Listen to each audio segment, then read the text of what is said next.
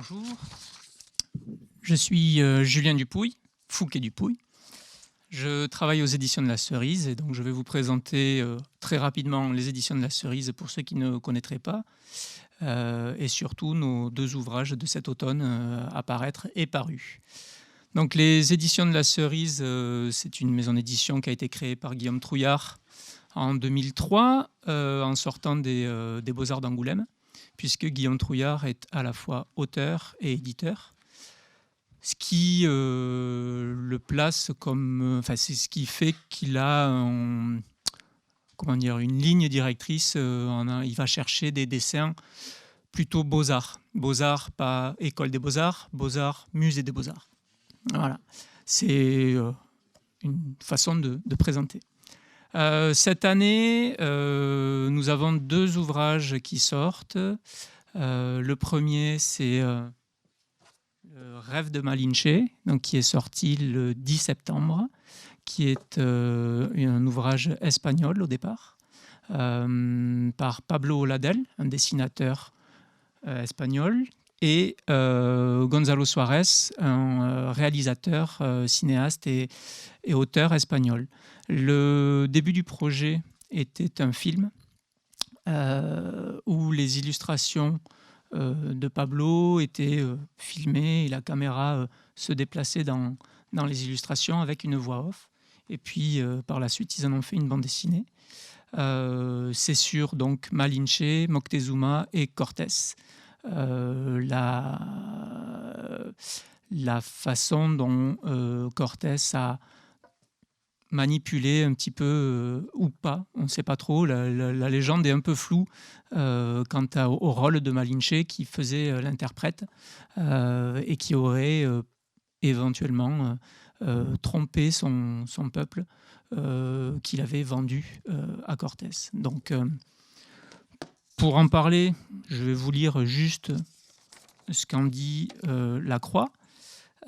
Ici rassemblés, ces mots et ces images donnent lieu à un véritable film sur papier, à travers un récit à l'ampleur lyrique mettant en scène les dialogues entre Cortés, Malinche et Moctezuma. C'est tout le destin d'un peuple qui se joue par l'échange des paroles, trahissant les intérêts et les ambitions de chacun. Ces paroles devenues armes, magnifiquement illustrées par les traits vifs et profonds d'un fusain rehaussé, avec un minimum de couleurs, brouillent les limites entre temps, rêve et réalité, pour nous faire éprouver l'effondrement d'un monde. Un véritable tour de force. Donc, Pablo Oladell, il avait déjà publié à l'an 2 Le Paradis perdu de Milton. Et c'est quelqu'un qui, par son graphisme, correspondait complètement avec la ligne de Guillaume Trouillard, que construit Guillaume en tout cas. Le deuxième ouvrage dont je vais vous parler, c'est le tome 3 de notre best-seller, La fille maudite du capitaine pirate, d'un auteur américain, Jérémy Bastian. Donc c'est une sorte de Alice au pays des pirates, mais dessiné par un fan de Gustave Doré, Arthur Rackham ou John Tenniel, qui peint comme les graveurs du XVIIIe siècle, XIXe siècle. C'est donc le tome 3, ça fait 5 ans qu'on l'attend. Le garçon est méticuleux, pour pas dire lent, mais on va plutôt l'encenser. Donc voilà, c'est un travail qui prend beaucoup de temps. Il peint au pinceau.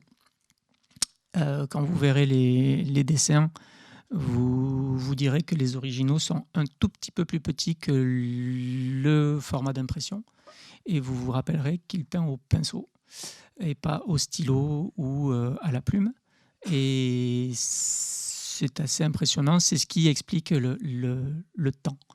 Le troisième tome, donc il n'y a pas grand-chose à en dire. C'est la suite de l'aventure avec beaucoup de rocambolesque et d'épique.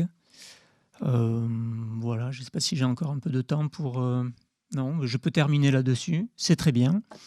Je m'excuse de ne pas pouvoir être avec vous pour la suite de la soirée. Je passe en premier et je vais rentrer dans mes pénates et fêter l'anniversaire de mon épouse. Désolé, je vous aime beaucoup, mais je la préfère à elle. Au revoir.